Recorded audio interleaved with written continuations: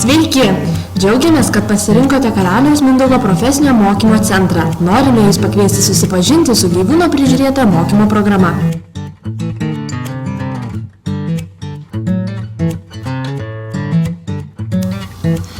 Visa mokymosi programa trunka 2 metus ir ji yra sudaryta iš 8 modulių. 3 iš jų yra bendrieji, 5 specialybiniai. Pirmasis modulis.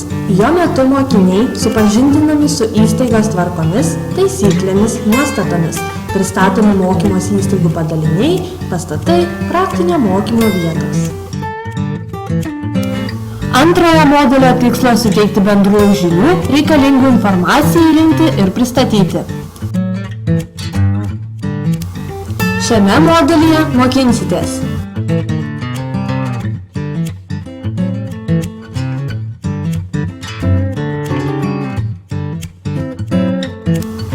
anatomijos studijų objektai gali būti ne tik gyvūnai,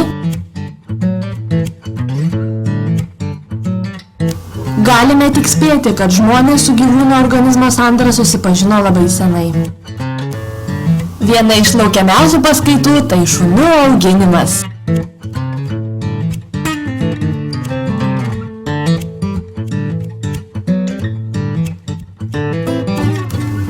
Savarankiškos, nepriklausomos, šiek tiek savanaudiškos. Taip, tai mokslas apie kates, felinologija.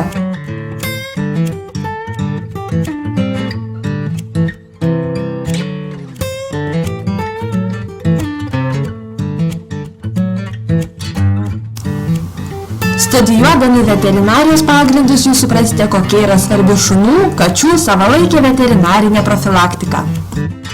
Ketvirtasis modulis vyks vieninteliame Lietuvoje esančiame zoologijos sode.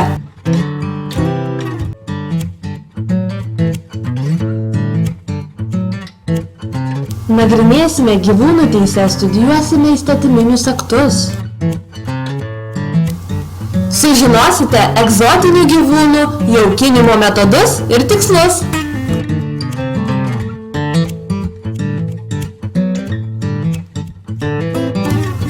Ar kada susimąstėte, kodėl tiek daug beglobių gyvūnų yra Lietuvoje, kodėl jų skaičius nemažėja, nors organizacijų besirūpinančių gyvūnais tik daugėja?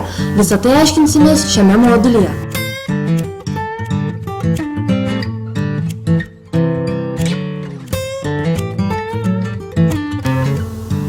Septintajame modulyje sieksime pagilinti įgytas profesinės žinias ir gebėjimus teikiant ar parduodant paslaugą. Pirmasis užsiėmimas – šunų paroda. Šunų paroda – tai renginys, kuriame vertinama šunų išvaizda, judėjimas, temperamentas bei elgesys. Tam ringe paprastai yra samdomi vedliai, kurie maksimaliai greitai perpranta šuns charakterį.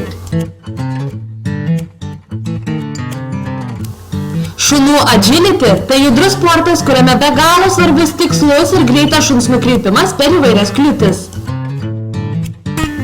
Groomingas – tai gyvūnų kailio priežiūra, kuris susideda iš kailio iššukavimo, maudymo, džiovinimo, nagučių karpimo, ausų ir akyčių valymo bei kailio kirpimo. Kiekvienas kailio tipas reikalauja skirtingos priežiūros, tačiau reikia įsidėmėti taisyklę. Kuo ilgesnis plaukas, tuo priežiūra yra sudėtingesnė. Ir sėkmingai išlaikius egzaminus, jūs diplomuotas gyvūnų prižiūrėtojas.